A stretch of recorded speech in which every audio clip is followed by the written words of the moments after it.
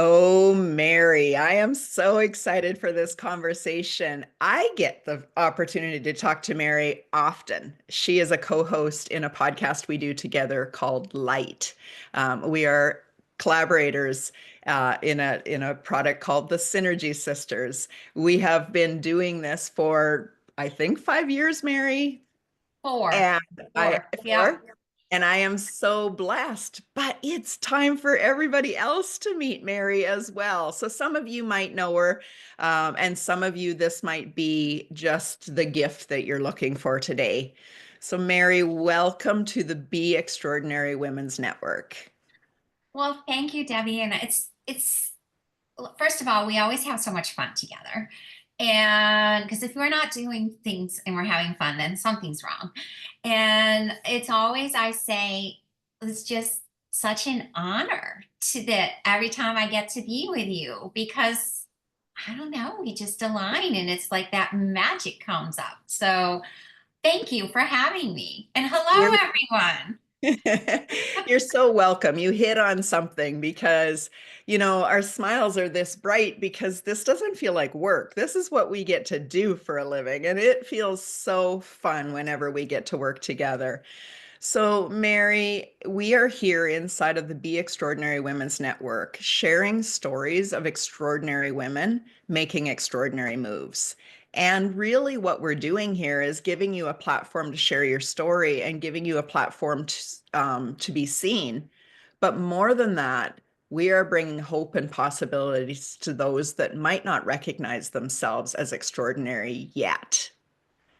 Now, I would love, with that in mind, for you to introduce us to about what is it that you do? How do you help people? And how do you show up in this world um, as a server, as that servant heart that you have? Well, thank you, Debbie. Yes, I am. I would say I'm an author, I'm a speaker, I'm an intuitive strategist. I love to use my intuition and help people go to the next level with that. And really, what lights me up is helping people balance the body, mind, and spirit and step into their purpose. Mm. So, I mean, there's so much there that we could unpack because there's so many little pieces. But to be honest, I just love to help people listen to those whispers in their heart and pull them out. And then how do we take that and create that life of our purpose and step into it fully? I love that so much, Mary. And if you guys can just like get present long enough to just feel that, you can feel that she embodies that isn't words that she has had a copywriter write for her. This is who she is.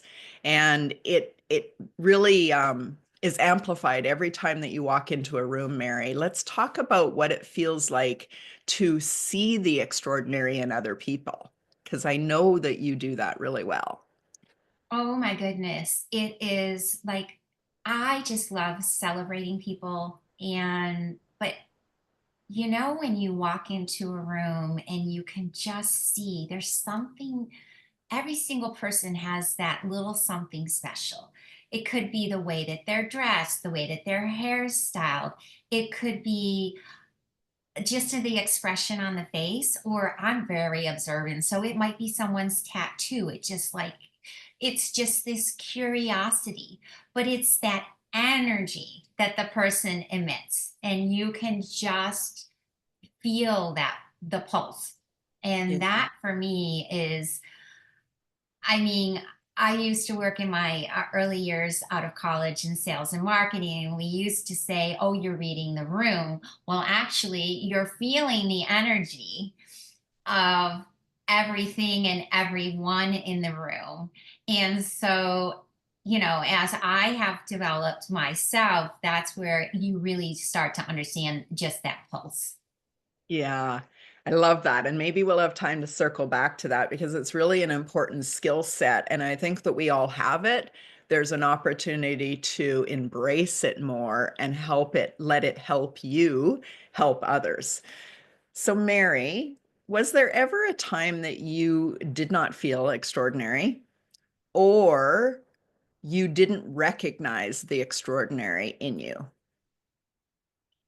You know, Debbie, when you just said that, I had this vision of me. So, okay, many of you not listening, my true opening to my intuition and me realizing it was at a very young age. And I've spoken about this in some of our podcasts when I was a foreign exchange student at the age of 16 in Bolivia.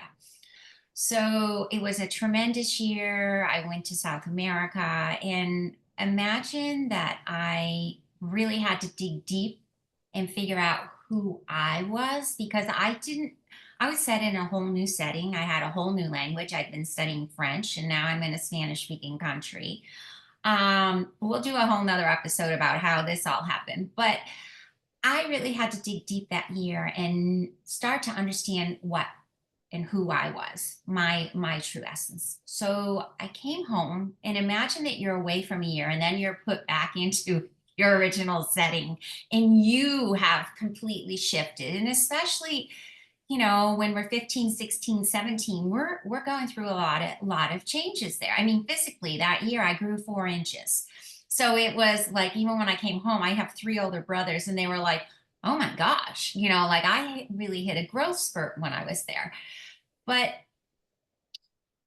the next year, my parents divorced, and it was tough. I finished high school, but when I took a year off between high school and college, and I went to study in Sweden for a year.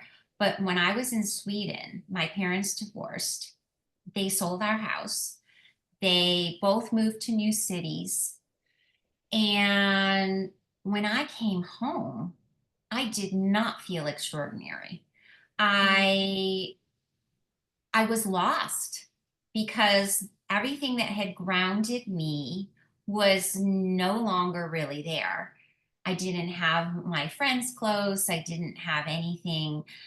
And I remember that summer. It was really tough for me.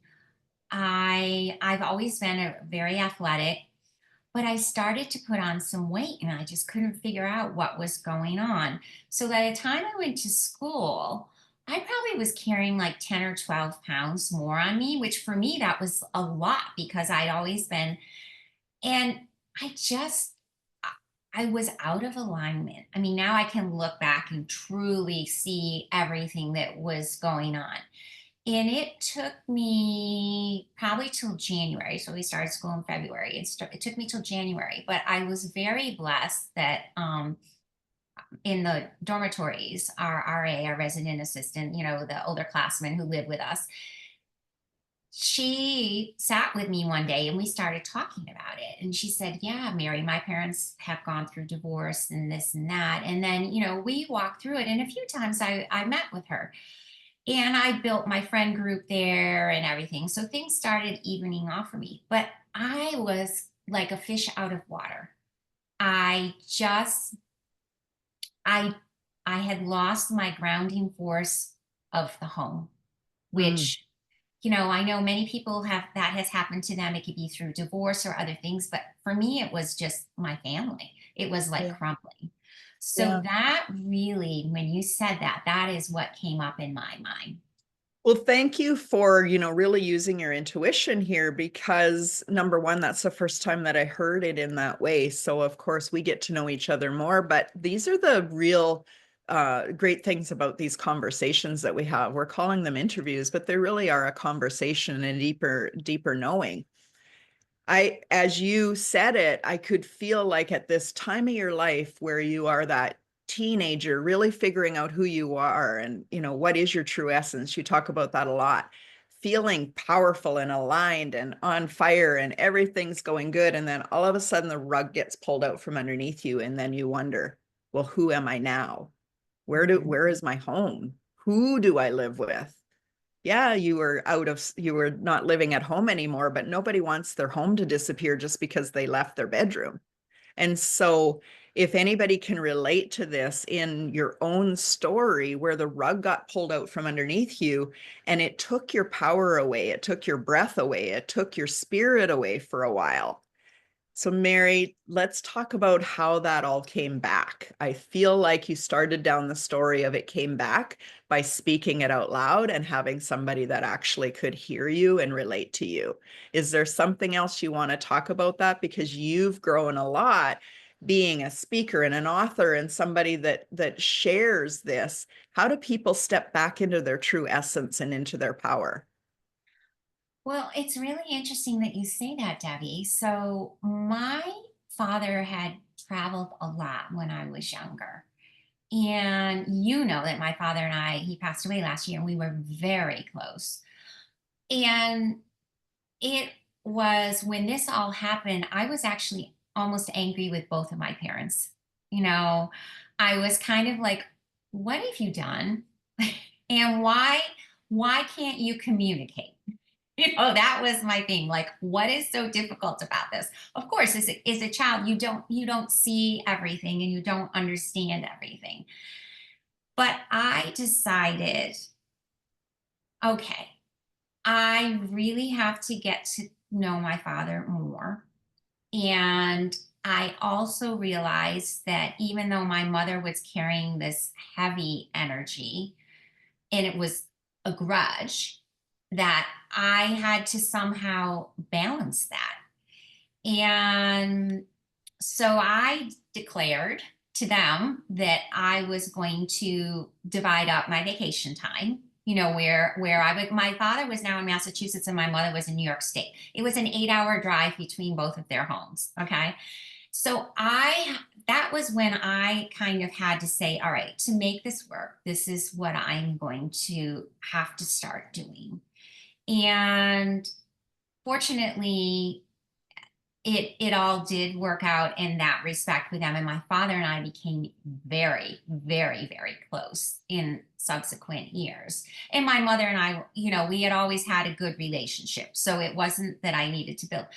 But me personally, i as I told you, I'd always exercise. Well, I things happen, right? The divine is amazing. I used to run a lot, and the coach who did it, the field hockey teams and the lacrosse women's lacrosse team, came up to me one day and she says, I see you running even when there's snow. And I'm like, well, yeah, I mean, that's what I grew up with, right? So she said, I need someone to join our lacrosse team because my person who was supposed to be the offensive wing had an injury. And she's like, would you be interested? Because she said, you really have to run. I said, I know nothing about lacrosse. So she started me working it was like end of January with another upperclassman on the team, and we would go to the gym and just practice. So I started building a community, an even stronger community. I mean, I had met friends at school and done things, but it was this community of women. And I went to an all women's college.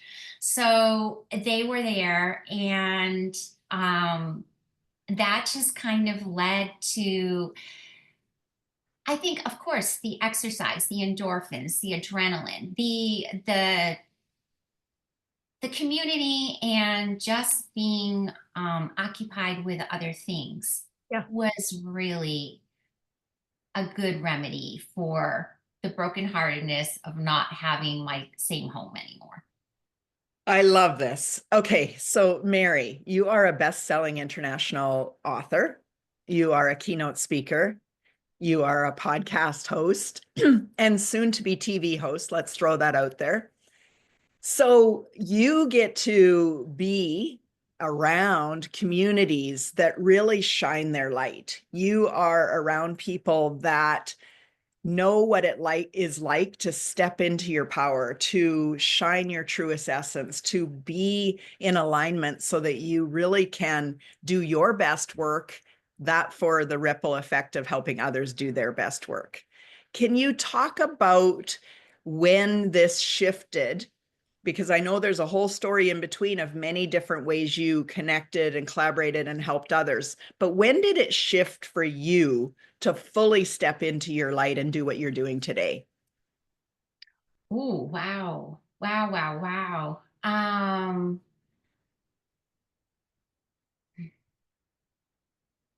Okay, so I have always followed my intuition. That I can say that since a child, I have had that ability, fortunately. But when did it really deepen? It when I was in corporate America.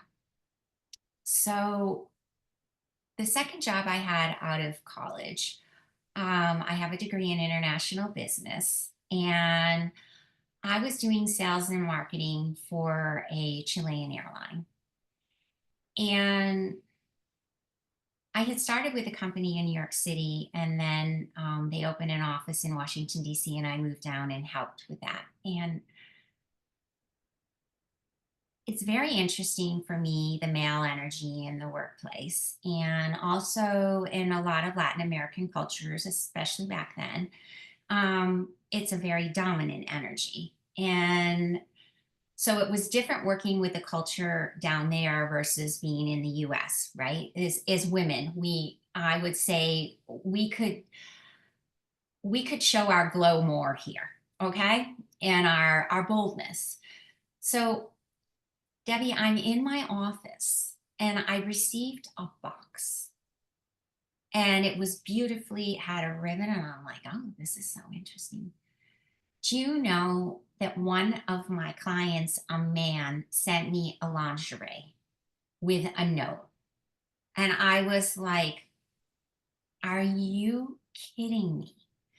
And, I was like, I don't know if this man thinks I'm supposed to be flattered, but I'm a working professional.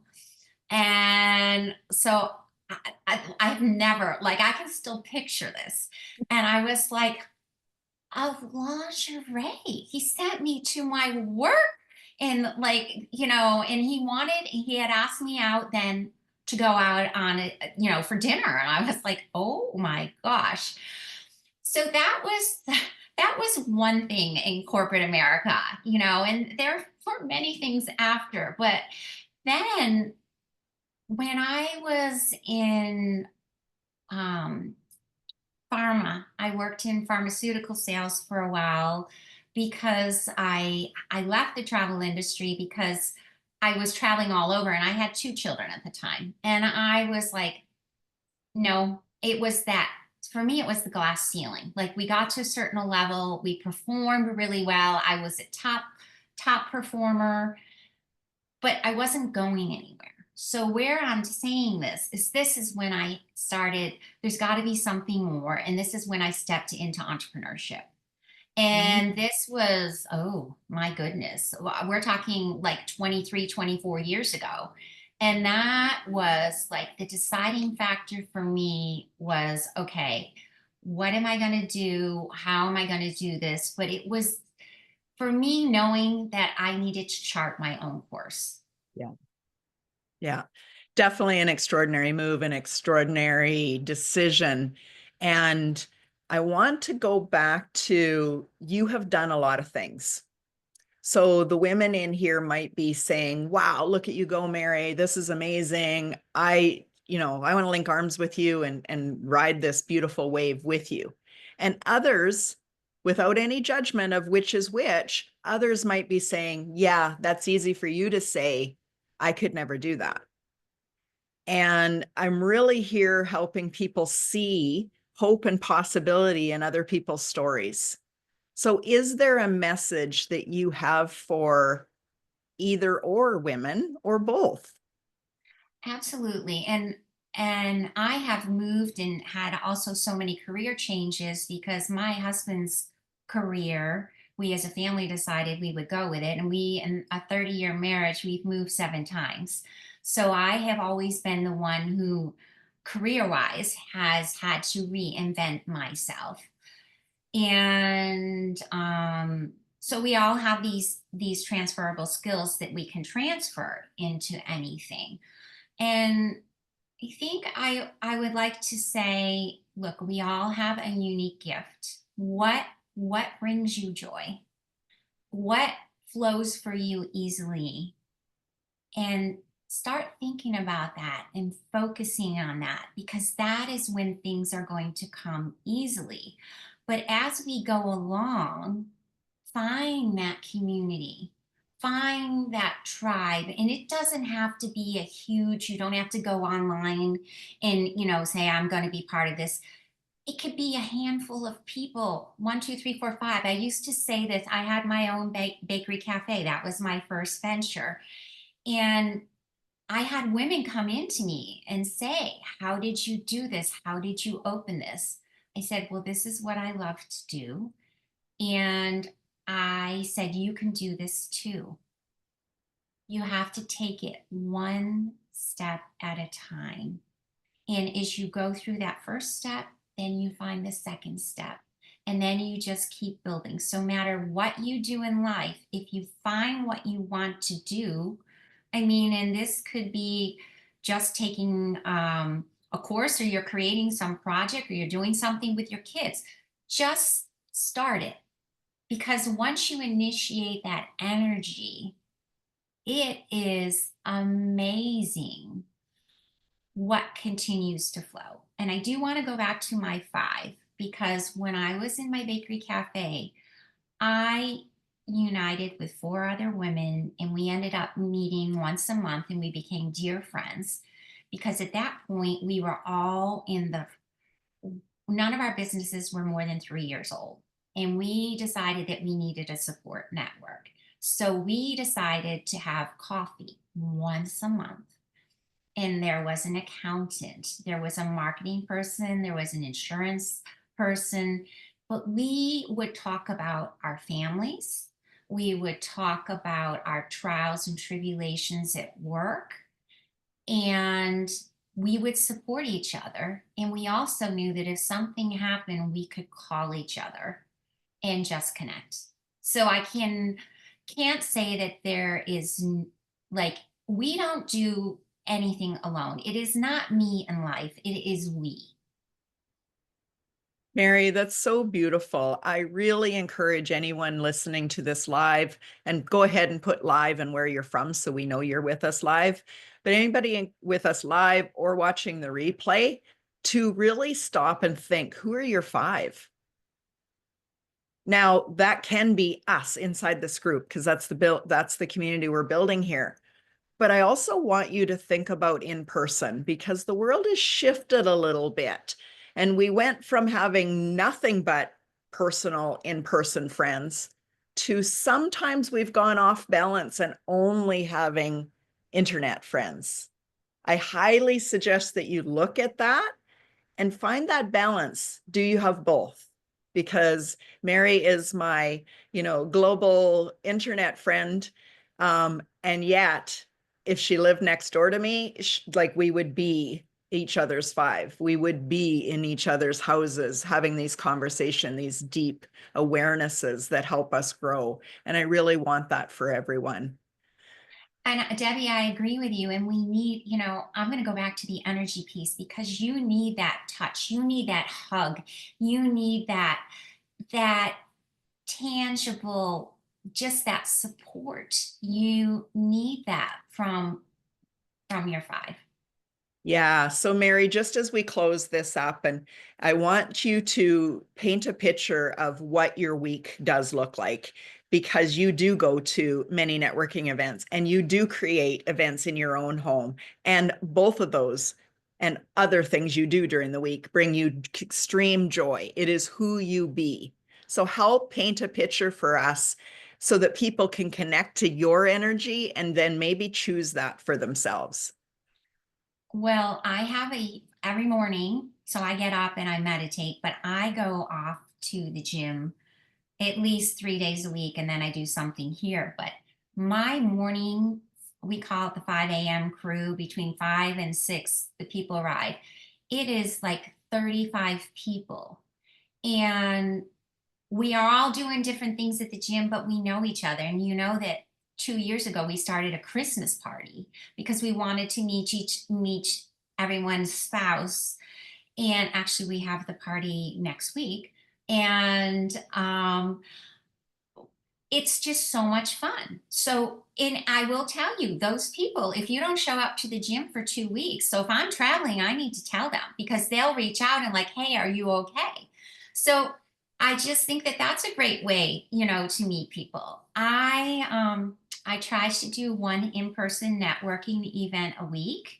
And I will tell people I have a beautiful community here that I have met, but you can meet people on like Meetup or, different places you can figure out.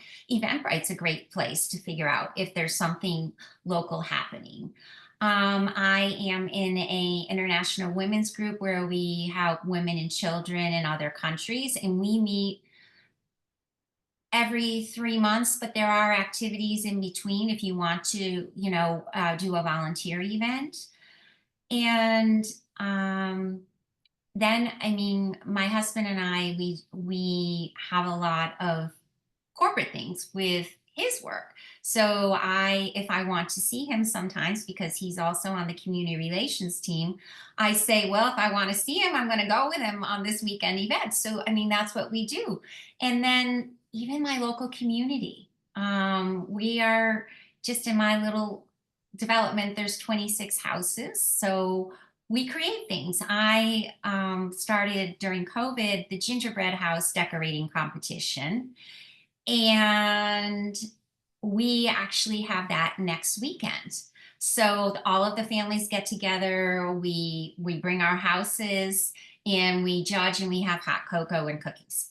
So it's just about being friendly and go walk out in your community if you have a place, if you're not too rural and you can do that, and say hello to people. Oof. And that's how it's done.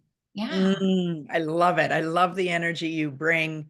You are the type of person that I want to be in person with and just soak in all of this. You also invite people in to do book clubs and deeper conversations and awarenesses into your Absolutely. house. So, I mean, Mary, someday we will live close to each other.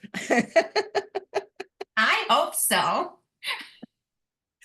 Mary, this has been fabulous. Thank you so much for coming in here and sharing your wisdom with us and really shining your light and helping other people see the extraordinary in them. Is there any last words you have? I just say to people, be you and be true. And when you are that, your light shines and you feel full. So good. You feel Thanks, extraordinary. How about that? everyone. I cut you off. I'm sorry about that. But yes, be extraordinary.